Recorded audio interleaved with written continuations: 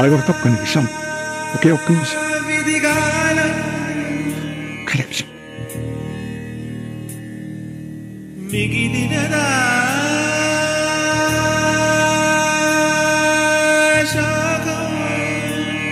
ఎవరు నేను ఎక్కడ పోయి బతకాలి, ఎలా బతకాలి? దొంగతనం చేయాలా, ఇళ్ళలా కొట్టాలా, లేకపోతే అందరు చంపాలా, నేను ఒక రౌడీ అవ్వాలా? ఏమవ్వాలి? నాది నాది కొట్ట చేసి ఎవరి చేయాలి, ఎట్లా చేయాలి, ఏం చేయాలి, నేను ఏం చేసి బతకాలి? ఎవరితో అందరు చంపుకుంటూ పోవాలా? ఏం దౌర్జన్యం చేయాలి?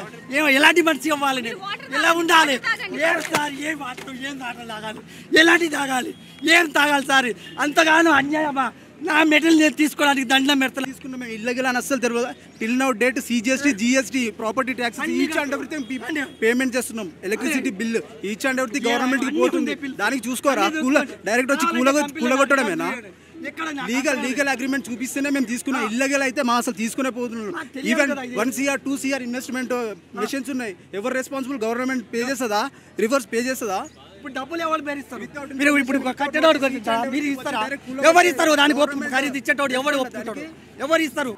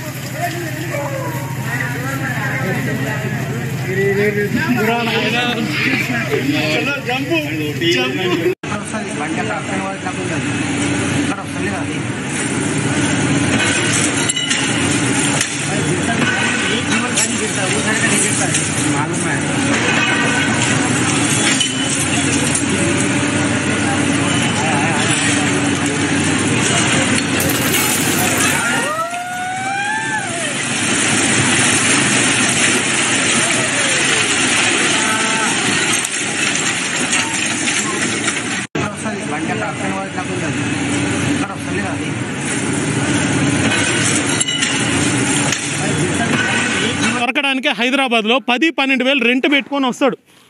అక్కడ G+2 బిల్డింగ్ ఉంది. యాజ్ పర్ పర్మిషన్స్ G+1 ఉన్నప్పుడు నువ్వు ఎవరికైనా మీలో ఎవరికైనా నేను గుండెల మీద చేసుకొని చెప్తున్నా, మీలో ఎవరికైనా ఇది న్యాయం అనిపిస్తుందా? అధర్మంగా ఉన్నాడు. ధర్మాన్ని పాటిస్తే ఇక్కడ ఉండే వాళ్ళు ఎవరైనా సరే నన్ను వచ్చి కర్రతో కొట్టండి సార్. మీరు చెప్పండి సార్, అందరినీ చూపించండి సార్. అందరినీ అడుగుతున్నా, అందరినీ చూపించండి, అందరినీ చూపించండి. అందరి ముందు అడుగుతున్నా, అందరినీ చూపించండి. ఇంతమంది ముందు అడుగుతున్నా, ఇంతమంది ప్రజల ముందు అడుగుతున్నా. నేను అడిగే దాంట్లో తప్పుందా? మీ అందరికీ ఏమనిపిస్తుంది? ఇన్ని ఇల్లులు కూల్చుకుంటా పోతే రేపొద్దున హైదరాబాద్లో 90% ఇల్లు కూల్చేస్తాడు వీడు. 90% ఇల్లు కూల్చేస్తాడు. రియల్ ఎస్టేట్ ఇంకేం ఉండదు సార్. Sir real estate